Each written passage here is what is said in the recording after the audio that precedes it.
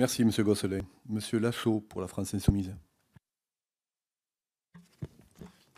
Merci, Monsieur le Président, Mesdames et Messieurs les rapporteurs, mes chers collègues. Nous abordons aujourd'hui une longue séquence de réformes institutionnelles qui se traduira par 3 projets de loi constitutionnels, organiques et ordinaires.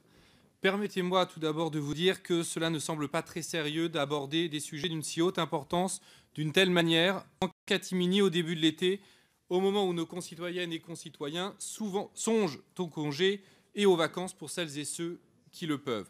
Une révision constitutionnelle touche à la souveraineté, puisque notre texte fondamental définit comment la souveraineté populaire s'exerce, ainsi que les principes fondamentaux au nom desquels elle s'exerce. Nous n'avons pas la légitimité démocratique pour opérer ainsi une révision constitutionnelle. Il n'y a que le souverain, c'est-à-dire le peuple, qui ait réellement la légitimité pour modifier le texte fondamental. Certes, vous ne m'apprendrez pas l'existence de l'article 89 qui prévoit les modalités de révision constitutionnelle, mais je parle de la légitimité politique réelle, celle où le peuple peut lui-même décider de la forme de ses institutions. La Ve République est entachée depuis le début d'illégitimité démocratique. La Constitution de 1958, rédigée à la hâte pour légitimer ce qui s'apparente quand même à un putsch militaire, le peuple n'a pas eu son mot à dire lors de la rédaction initiale de notre Constitution. Il continue à être ignoré, souverain théorique et factice, bien commode pour les grandes déclarations solennelles, méprisé et écrasé à chaque fois qu'il cherche à s'exprimer.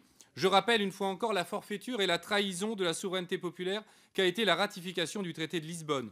La souveraineté populaire a été foulée aux pieds alors que le référendum de 2005 donnait pourtant un résultat très net en faveur du non.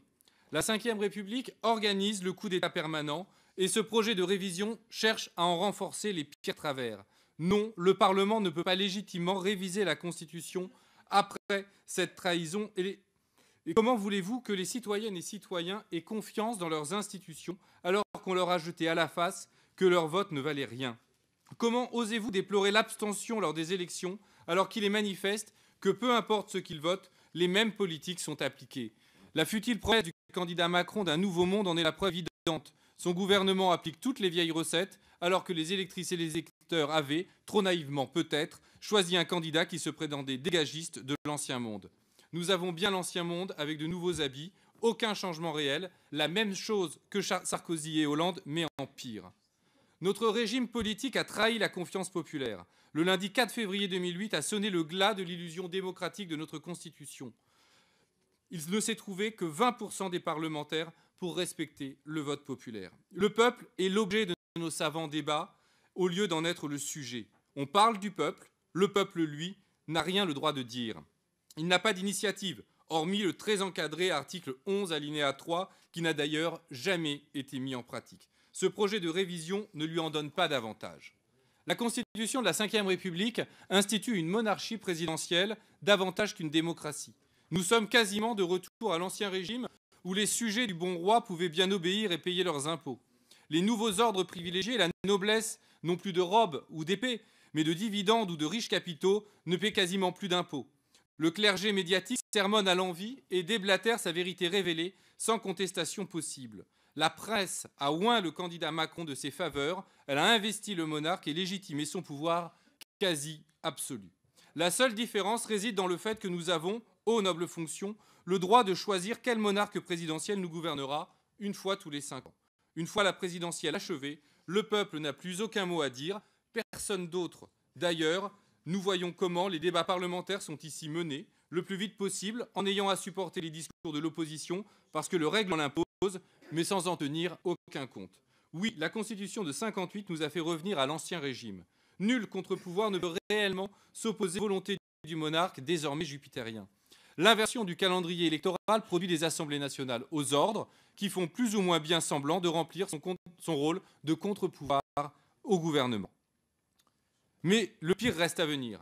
Car si notre Assemblée entérine le projet de révision constitutionnelle du gouvernement, ce sera un dramatique sabordage démocratique. Car, ne nous leurrons pas nous-mêmes, la baisse du nombre de parlementaires ne rendra aucunement cette Assemblée plus efficace. Il y aura moins de députés pour faire le même travail.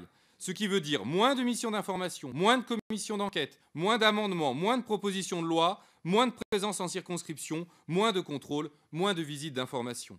Nous devons déjà tous nous dédoubler pour pouvoir accomplir intégralement les tâches que nous voudrions accomplir. Après la réforme, ce sera pire, ce qui voudra dire encore plus les mains libres à l'exécutif, encore plus de déséquilibre entre les pouvoirs, encore plus de possibilités d'exercer un pouvoir autoritaire sans contrôle. Au lieu d'être l'endroit des débats politiques qui traversent notre pays, le Parlement sera le relais de discussions technocratiques et techniques, incompréhensibles du grand public, obscures et cachées, et dont pourtant dépendra les choix essentiels. La seule façon de rompre avec ces pratiques est de changer entièrement nos institutions par une assemblée constituante. Seul le peuple, et exclusivement lui, a la légitimité suffisante pour toucher à la Constitution. Ratifier un projet par référendum resterait insuffisant.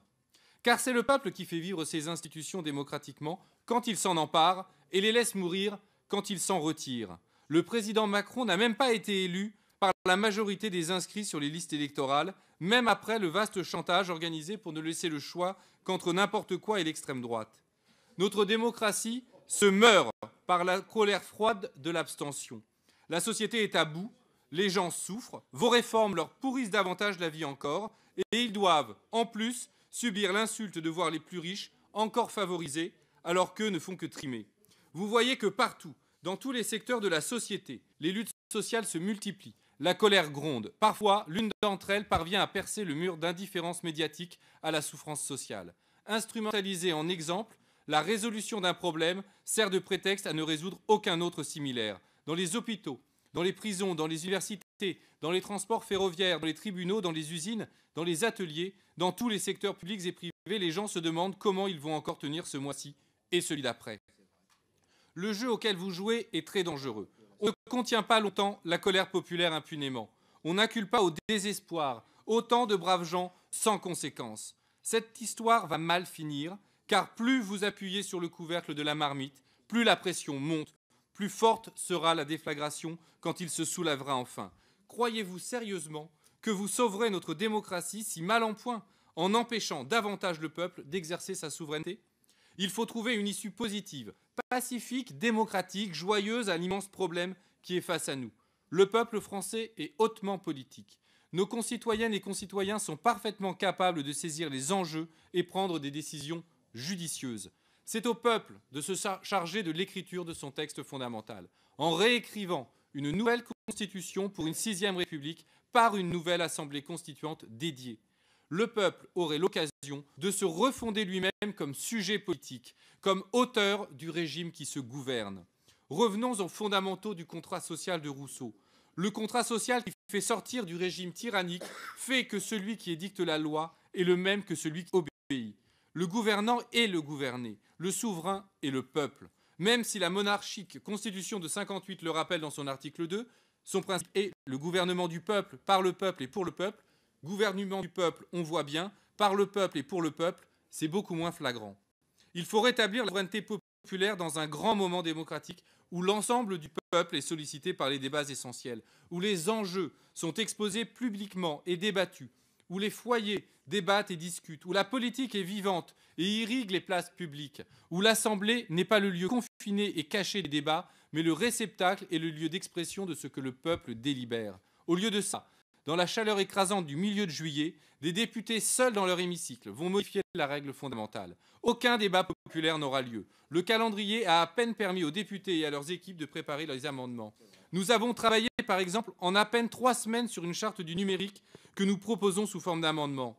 Il avait fallu plus de 6 mois pour rédiger la charte de l'environnement. Aucun temps pour consulter les secteurs de la société en pointe sur ces questions, les associations, les professionnels. Nous légiférons dans l'urgence, celle du calendrier imposé par l'exécutif, alors qu'il n'y a nulle urgence réelle.